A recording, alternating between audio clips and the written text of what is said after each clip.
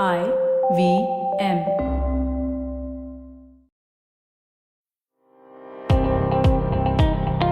Welcome to All Things Policy, a daily podcast supported by Pragati, a flagship media initiative of the Takshashila Institution. We're a bunch of policy nerds based in Bengaluru, and we like to bring a fresh perspective to Indian affairs and an Indian perspective to global affairs. So grab a cup of coffee, sit back, and join us for today's chat.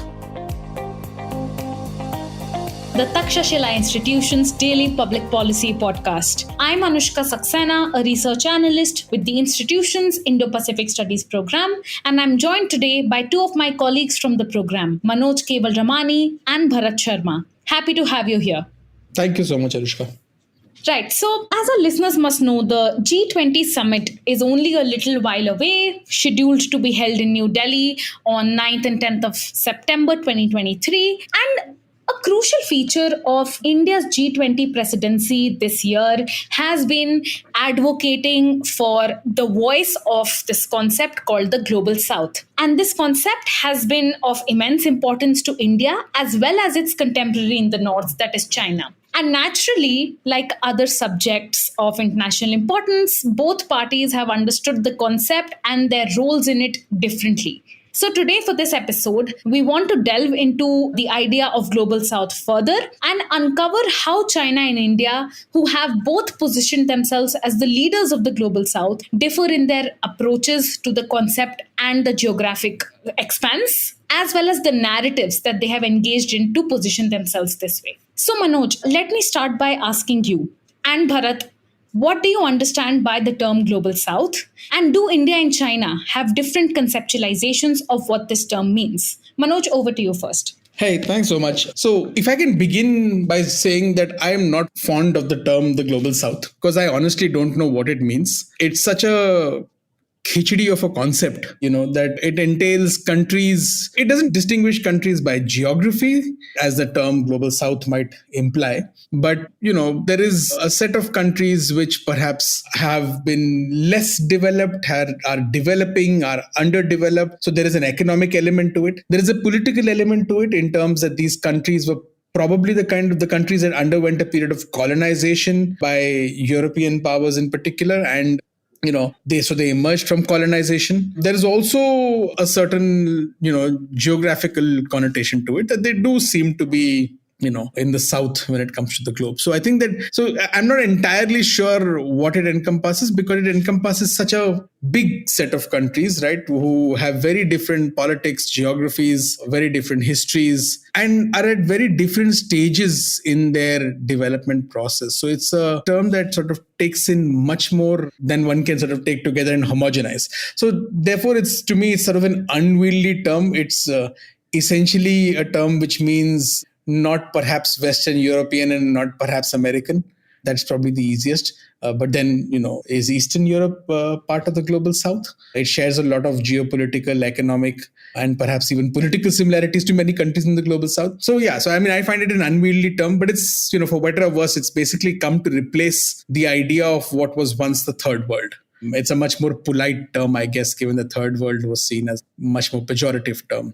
So that's what I understand from it. And, whereas India and China and their positions with regard to the Global South, I think we've seen over the last year and a half that both have claimed, to certain degrees, leadership of this mass of the Global South. And perhaps down the road, I'd love to hear what Bharat thinks about the term and the rest of it. And then perhaps we can get into what are the differences in the approaches of India and China.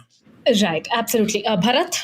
Yeah, I agree with Manoj. I think it's supposed to capture, you could call it a collective, of emerging and developing economies, right?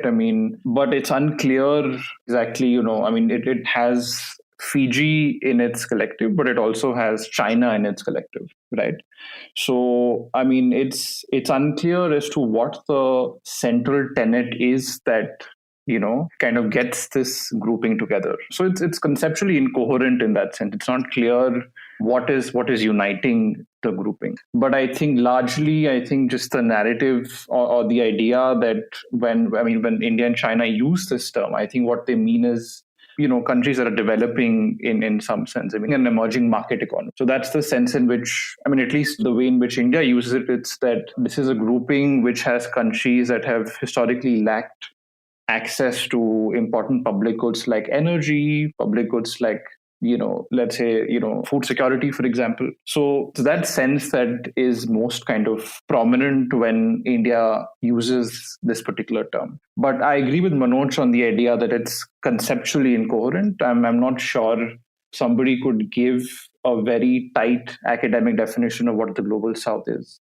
Right. Thanks for that. I think that gives us a fair idea about, the host of concepts that you can integrate to kind of understand the term global south. Of course, goes to mean more or less these 130 countries, 2/3 of the world's population, covers countries across continents like Africa, the Middle East, Asia, Pacific, and Latin America. And at the same time, one of the other determiners would be all the countries that are outside of the global north and the OECD, right? But that would warrant another discussion on the conflation of the terms Western and global north, right? But the general idea remains the third world, the developing, and the less developed, decolonizing countries, right? So with that perspective in mind, coming to you, Bharat, can you tell our listeners a little bit about what kind of narratives have been built by India, especially during its year of presidency of the G20, that position it so well to be the leader and the voice of the global south, right? Based on the parameters you have defined for the region, the vague parameters, so be it. But however you've defined it and whatever the nature of the global south emerges as, do you think India is well poised to call itself the leader and the voice of the global south, and how has it been able to project that at the global stage? Yeah, so I think two questions you've asked. I think I'll address the first. So the first question is, what is the narrative that emerges for India? I think, with the G20 presidency, I think the narrative has been amplified, but I think even before that, there's been a lot of emphasis on India being the leader of the global south. So being a leader, quote unquote leader, entails kind of enhancing the global south's voice at major global institutions like the UN, kind of advocating for increasing representation, for greater access to global goods and so on. For example, the International Solar Alliance is actually kind of, its roots are in building, having greater kind of affordability in terms of energy access for global south countries. So the root itself kind of lies in that particular idea. But in the G20 presidency, or India being a president for the G20 this year, that kind of narrative has been emphasized in a much more greater manner. For example, in January, India hosted the Voice of the Global South Summit, in which there was a lot of emphasis on India being the voice of the global south. Prime Minister Modi said that India's voice was the voice of the global south. The global south voice was the voice of the global south of India. So I think narratives like these have kind of achieved prominence. They've also been about saying that India is acting as a bridge, between the global south and the West. So when India kind of pitches itself as a leader, what it's saying is that, we are a country that kind of is acting as that kind of speaker phone or a microphone to concerns of the global south. So that is vouched in terms of saying that, yes, global south countries need more representation. India in the one of the agendas in the G20, kind of India as a president of the G20, was that the African Union must have permanent representation in the G20. So I think things like these are kind of narratives that India emphasizes to kind of style itself as a leader of the global south. And yeah, I think that's something that we've seen kind of throughout the year play out, this kind of narrative. Right. And no, of course, we've seen these narratives emerge during the presidency year of the G20, but also we saw that in January this year, India hosted a special virtual summit called the Voice of the Global South Summit. And again, the theme for that summit was unity of voice, unity of purpose. And of course, Prime Minister Modi's vision of Sabka Saath, Sabka Vikas was also extended from the domestic to the international domain in this regard, with the global South countries being encouraged to unite in kind of both voice and purpose, and India was leading this endeavor. So definitely I'd agree with you on the fact that India has been putting a lot of its weight and force behind this.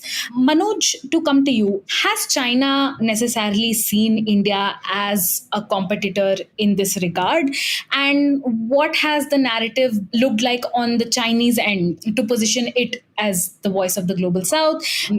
We talk so often about Xi Jinping's flagship initiatives, the Global Security Initiative, the Development and the Civilization Initiatives, and of course, the OGBRI. And a lot of these across press releases and media statements have talked about how important they are to the global South and developing countries and emerging market economies, right? So what do you think that packaging has done for China's prospects as the voice of the global South? Yeah, I was going to begin by saying that, if India plays the hand of the voice of the global South, Beijing says, I raise you in this global South poker, a BRI, a GDI, a GSI, a GCI, so I play these 4 cards. Okay. So it's sort of, in some ways, it's sort of like that, right? That there is, I'm obviously joking, but there is a certain degree of competition, but I don't think that Chinese narrative sort of pitches India as a competitor directly, right? And that would be quite uncharacteristic if they would pitch India as a direct competitor, because China today believes that it is a major power and India is not. So how can an inferior power be a direct competitor? To me, and I wrote this in January when we had the Voice of the Global South Summit, I'd written about how, in some ways it feels like we are back in the 1950s, for good or for bad, because there is a certain degree of competition between India and China with regard to what was then the newly decolonizing world and what today is the global South. And again, at that point of time, China was not a pole in terms of what was emerging as the bipolar order, but it would eventually side with the Soviet Union for a brief period before it again shifted allegiances. But today, China is a pole and is, the sort of opposing pole. So it's a difficult act for Beijing to do from what it did in the 1950s, where it could pretend that it was neutral and that it was non-aligned and that it, was part of the global South and part of this wave of countries which had suffered through colonialism. Obviously, there is truth to all of this. There are grains of truth in all of this, but it could play a different hand in the 1950s than it can today. Whereas India's hand seems somewhat very similar, that it is trying to sort of balance between 2 emerging poles. In doing that, as we had a recent conversation in our office and someone had mentioned that, India has returned to its comfort food when it comes to this business of some Cold War rivalry between the US and China, that it's gone back to this narrative of, somewhat non-alignment and things like that. And it's leveraging the idea of the global South, partly for political reasons to deal with geopolitical pressure, but partly also because there is an alignment of interests in some degree with the developing world for India. And also partly because, there is strength in numbers, there are common concerns that you share and you want to highlight those. But also India's position has changed, right? It's no longer the India of 1950s. It's obviously in this competition. In the US-Soviet contestation, India didn't necessarily have direct conflict with either party to begin with. Here, India has direct sort of tensions with, one of the poles, which is a neighbor with whom we have a live border. So there are similarities, but there are differences, of course. Now, to the question that you asked about China, like I said, I don't think that it paints India as a competitor, but it does paint a different vision from what Bharat explained of what the Indian vision was, right? The Indian vision was that, look, we need to put the concerns of the global South on the table. We need to make sure that the idea of multipolarity, multilateralism, expansion of the voice of the developing world in global governance, putting development on the agenda and addressing issues of, developmental issues like, say, energy security, food security, supply chain security, financial stability are all on the agenda so that the developing world doesn't necessarily end up worse for the wear in this global competition that's going on, because that can lead to politically dangerous outcomes.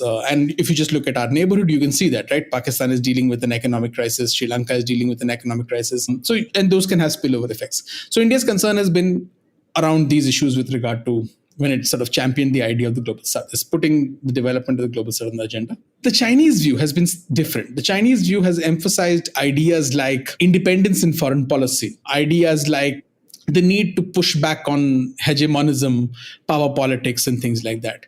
It is talked about development, of course, and therefore the GDI, the Global Development Initiative, comes into play. But it's essentially a far more politicized view, which, dare I say, is driven from, what the Chinese decry, which is a Cold War mentality. It's driven from the perspective of China's competition with the United States. And in that, China wants a bunch of countries with it. Because again, it doesn't see this competition as a short-term process. It's a long-term process as China rises, and China wants to reform global governance. And in order to reform global governance to suit Chinese interests, it needs a wider set of countries to work with it. And therefore, its argument has been that global governance and norms and the international system must not be dominated by the West, which I think has tremendous appeal in the global South, that argument. Its other argument is that there must be greater voice for the global South, which again has significant purchase in the region. And its argument has been that, we should be setting international norms with a sense of diversity, that each his own to some degree, yet we must coordinate, which again has some purchase. But it's coming at all of this essentially from the perspective of competition with the United States, rather than necessarily the agenda of trying to further the development of the global South and to shape an international order which is beneficial to the global South. Its objective is to shape an international order in which China can emerge as a major power. I mean, it's really fascinating that Beijing continues to refer to China as a developing country, and it says that it will forever remain a developing country. At the same time, it calls itself a major power, and it classifies the world in this hierarchy of major powers, regional actors, smaller powers and things like that. So it's somewhat two-faced, right? To talk about speaking for the global South, yet having this hierarchical worldview. And I think that is how the Chinese narrative around the global South is also, right? It's fundamentally, if you read their commentaries, if you read their speeches, it's putting development at the agenda, but it's also putting any of this from the perspective of Sino-US competition and sort of this Cold War mentality at the top of that agenda. Thanks for that, Manoj. And, the point that you concluded with was exactly what my sense from your arguments has been, which is that it seems as if China listens to the concerns and the demands of the developing and the global South countries and offers them initiatives like the GSI, the BRI, the GDI, and the GCI, all of which have appeals and purchases along these countries. But when it comes to advocating for the interests of the global South at the international stage, suddenly China is well suited to say whatever these countries want to say on their behalf without necessarily having their actual interests translated into greater voice for them in the global South. Bharat, do you have something to add to this?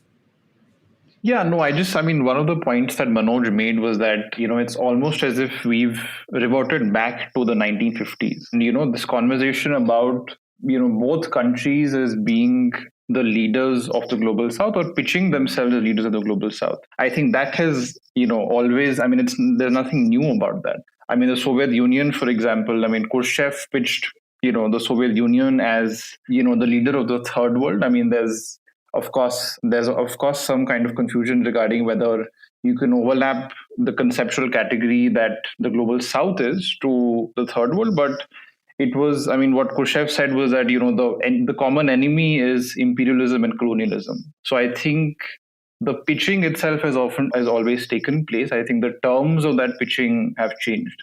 Arguable how much that pitching has changed, the terms have changed. But yeah, I think just the argument of kind of emphasizing that there is development, that there is greater representation, that this kind of grouping will get if kind of bandwagon with a particular country. I think that has always had purchase to superpowers in the Cold War. Yeah, that's right. What I wanted to mention. Absolutely. And Bharat, just to add on to this discussion and ask you another question along the lines of narratives and how well they've been working, right? Would you have any thoughts on how much purchase have India's ideas, say, in terms of it acting as a bridge between the global North and the global South and the developed and the developing countries been in global South countries, right? How have developing countries or global South countries reacted to the idea that India can indeed, it doesn't necessarily have to be a competition with the West, something that China more largely advocates, but it can also be a partnership where the interests and the concerns of the global South countries are indeed addressed in some of these Western-led multilateral institutions. So what have been some reactions to that idea? I think just one kind of very articulate idea that we saw was at the Forum for India Pacific Islands Cooperation Dialogue, where the Prime Minister James Marape said that we want Pacific Island nations are looking to kind of rally behind India for the leadership that it provides, and kind of increasingly, so Prime Minister Marape kind of pitched India as a leader of the global south in the Pacific Island area. So I think that just the forum itself, and I think the narrative that seemed to emphasize was that there was purchase, by at least in the oceanic region for India's leadership. Manoj, what do you think about that? Yeah, look, my thought is that, India and China and the global south, when you look at that, this is a situation in which there are leaders in need for followers. There are both countries are sort of looking to try and galvanize others. And what you will see from countries in the global south is essentially, and we've had some of this conversation in some sort of a moral, righteous tone. But at the end of the day, this is international relations. Everybody is driven by interests. So countries will not choose one leader. Why should they have one leader? And who on earth can actually represent and speak for 120 countries of such diverse economic statuses and political situations? I presume, Gabon, Niger, a country which has just gone through a coup, is part of the global south.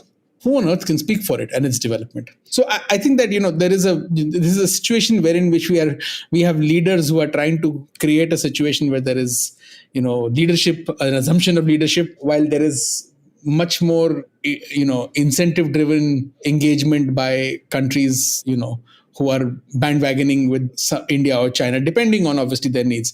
I don't think for the countries in the developing world or the global south that they need to choose either one, or they will look to choose either one. So that's how, I would say, obviously we can assess which has been more successful by looking at who comes to whose parties, right? When China will have the BRI forum in October, and I presume you will see a large number of countries from the global south attending.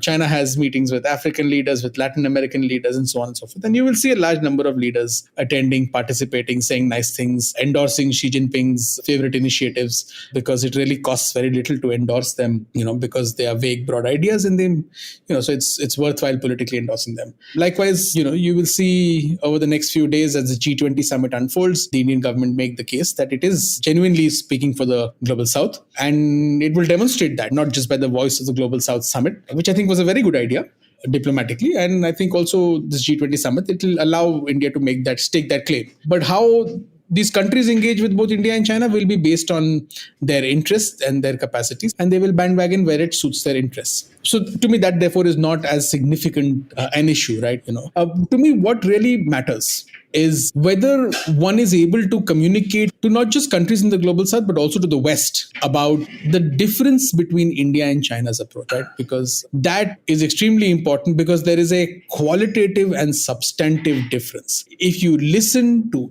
any speech that Xi Jinping or Wang Yi has given, or any commentary in the Chinese media around the idea of the global south, you will be peppered with the notion of China-US competition and hegemonism and so on and so forth. But if you listen to what, say, the Indian foreign minister spoke in January during the Voice of the Global South Summit, he's talking about a new global south sensitive model for globalization. He's talking about, supporting the global south in terms of access to resources, technology, creating demand-driven projects as opposed to unsustainable development projects which increase debt. So there's a big difference in terms of the agenda that each side is outlining. And I think it's important for countries in the global south to recognize the risks and the opportunities associated with each of the agendas of China and India. I'll end with this one line, right? I mean, if you look at the Voice of the Global South Summit statements, and look at statements of summits between, say, China and African countries under FOCAC, China and CELAC, or China and the Central Asia Five. Under no joint statement issued with India and the other countries or groupings of countries will you see a paragraph which says, we endorse India's claim over Kashmir. But under every Chinese joint statement, you will see Beijing wanting these political guarantees for offering developmental largesse, which tells you, what the broad agenda that Beijing is working with in comparison to the agenda that India is working with, right? India is working with an agenda of trying to work with others. Beijing is not necessarily doing that. Stay tuned to All Things Policy. We'll be right back after a short commercial break.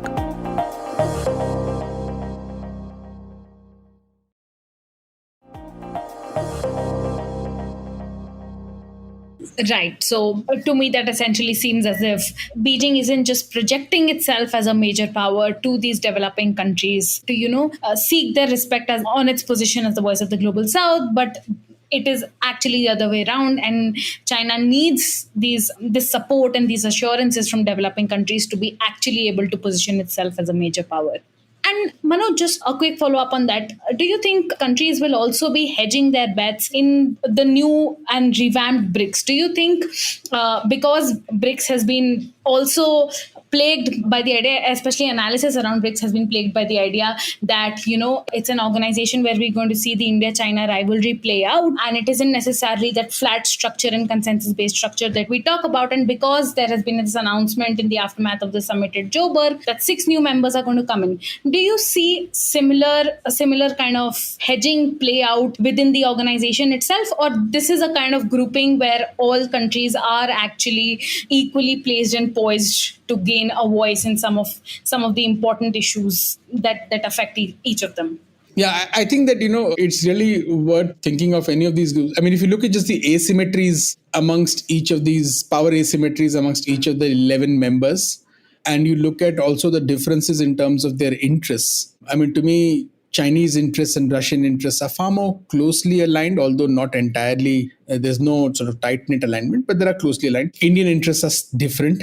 I think Saudi Arabia and Iran's interests are different. I have no idea what Ethiopia's interests are, and I'm not going to pretend to know that because I don't follow Ethiopia. But, South Africa's interests are different. So I think that it's not necessary that what BRICS has shown me over the last 15 whatever years is that at a superficial level or at a broad philosophical level, there is an agreement that we want, to work on multipolarity, multilateralism, global governance reform, so on and so forth. But in terms of actual action, you will see these countries pursue national interest. So to me, that's how the BRICS will continue to remain. And in fact, it will become much more unwieldy as it expands because, again, there are lots of different players with lots of different interests. It will become much more unwieldy. And I mean, we are right now talking about India, China being the primary contradiction in BRICS. I don't know, let's wait and see what happens with Iran and Saudi Arabia. They're talking right now, but who knows for how long. I mean, I'm very happy to see peace in the Middle East, and I'd love to see Iran and Saudi Arabia get along, but history doesn't tell us that that's going to be that easy. So to me, it's going to be riddled with contradictions. Right, that makes sense. And Bharat, would you have any thoughts on how perhaps the aspirations between India and China might clash in this newly expanded BRICS? Yeah, I think the fact that BRICS has been styled as this forum where, both countries, the 5 countries so BRICS is a forum where global South countries can have consensus on issues, can raise concerns about, issues that matter for them. And I think that styling leads to, you have to have a particular approach in mind, right? And I think for that you need consensus on approaches. And for India and China, I think they both differ on what that approach is. So I think it'll be interesting to see what the future of BRICS will be, given that it's intertwined with, India and China's political aspirations with respect to the global South. But I did have a question to which I did not have an answer. And perhaps I think, Anushka, you or Manoj could answer that. We've been describing, these two approaches that India and China have with respect to the global South. And we've said, there's political purchase, there's some kind of political utility for China when it comes to the global South. And I was wondering, what is it the case for India? I mean, we kind of emphasize a narrative where it's been acting as a quote-unquote a bridge for the global South to the West. Do you think that kind of narrative serves it any kind of utility, serves it any kind of purchase in the global South? I mean, what in its calculations, what do you see the point of this narrative as being? With regards to how important would the idea of being bridged with the global north would be to the global south. I think it has a lot of value because despite the existence of institutions like BRICS, and despite both India and China's advocacy with regards to making concerns of the global south more largely heard in the international sphere, and asking for a permanent membership of the African Union in the G20, some of the most dominant institutions of global governance today still remain Western led. These, of course, include the IMF and the World Bank, but also the World Health Organization, where, of course, China is also again buying a lot of purchase, and of course the UNSC, right? So for to meet a lot of the security requirements, the UN still remains one of the foremost platforms for global south countries to approach and also seek shelter under when they're kind of confronted with conflicts of values with some dominant countries like the US or China, right? So in this regard, even India itself has continued to vie for a permanent seat in the United Nations Security Council. So all of these multilateral institutions of global governance, and again, the agenda isn't for the global south to create a voice of its own and to create an alternative hemisphere where things function differently. Like the idea is again for the global south's voice to be enhanced and be genuinely heard, and heard where? In these institutions that are led by the West, right? Or have traditionally been understood to be influenced by values that originate and emanate from the West. So I think there's a lot of value and purchase to the idea that India brings to the table, which is that it's willing to act on a parallel and flat kind of hierarchy with global south countries and project their concerns in international platforms where it really matters. And like I said, I think the kind of reactions that, like you said, the kind of reactions India's kind of endeavor to be the voice of the global south have received kind of indicate that there is some success to that narrative. But yes, how it translates into action and what are the real results this reaps, it remains to be seen. Manoj? Yeah, look, I agree. I think that it's really useful because at the end of the day, if you see any sort of contestation for the future of the global order, and we're seeing the global order sort of shifting because balance of power is shifting over the next, 10 years or so, if India becomes the third largest economy by 2030 or whatever, two of the biggest economies in the world will be from the so-called global south, right? And you're going to see more to follow, right? More are doing well. So there is this shift that's taking place in the balance of power. I'm not saying that, in 20 years time, the global south will be developed and, the West will, it's quite strange, right? You say global south and you say West, but okay, that it will not be, then, there will be parity or whatever, or the roles will flip. But what I'm saying is that you're seeing, if you just look at manpower and human capital, it's in Africa, it's in India, it's these parts of the world where, the young populations are. Africa will be your next big global market, right? Despite all the political turmoil in parts of the African continent. So you're seeing this change, right? The race for new kinds of resources, but also the pushback, the race for new kind of technologies, and how technologies and shift in technologies have made it much more difficult to control, the highest end of the supply chain, So you're seeing those shifts taking place, which means that there will be a far, if not more, even a far more, different kind of dispersion of power around the world. So in that sort of sense, you obviously need the international order needs to reflect some of these changes. And I think India's primary argument has been that. It's not been just that, India needs to have more say. It's that you need to reflect these changes, and to reflect these changes, you need to also talk about the others. Now, China has similar arguments, of course, but it's in a different category, right? So, and the example is this. When China negotiates on climate change, it talks about leading with the global south, but it also is very willing to cut side deals with the EU and, the US and so on and so forth, which India has not really done, right? India has sustained, and it's been much more in concert with others. So I think that therefore Indian positions are different, and they do reflect a different approach. And I think that is important because not just for countries in the global south, but also for India, because as the world moves towards this strange bipolarity, but also multipolarity, you will need more partners to have a stronger voice. Because as much as, by 2030, you will see possibly India, China, and the United States being the three largest economies in the world, there will still be a significant gap between 1, 2, and the third country, right? So that asymmetry is something that requires you to have more partners with yourself. So I think, therefore, it makes a lot of sense for India to do that. There is a certain degree of comfort in numbers. But also, I think that it's important that India has not done this, at least so far this year, with an ideological lens, right? So as much as India has talked about being the voice of the global south, it has also deepened its relationship with the United States, and in very, very significant ways and means. So I think that, from an Indian point of view, it's talking about a much more pragmatic, self-interest driven objective to reflect how the world is changing, while also expanding your capabilities. From a Chinese point of view, it's slightly different. We talked about BRICS, and I wanted to make a prediction that sometime in the next couple of years, people will perhaps use this headline for the day that the BRICS expanded, because my prediction is that the BRICS has not only expanded in the global south as a grouping, it is also going to go south. Okay. I don't know if I should respond to that by saying that's the hope, because we were just talking about the strengths in numbers and how India has a far better approach. But yes, I wish you the best with this prediction. On that note, thank you so much, Manoj and Bharat, for your insights. This was a fruitful discussion. And thank you to our listeners for tuning into another episode of All Things Policy. Thanks so much. Thanks.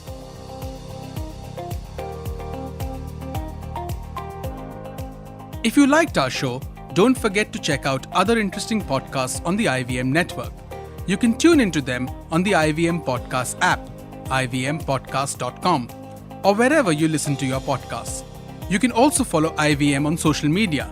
The handle is @IVM Podcasts on Twitter, Facebook, and Instagram. And hey, if you'd like to dive into Takshashila's research on technology, strategy, and economic affairs, check us out at our Twitter handle @Takshashila INST or our website takshashila.org.in.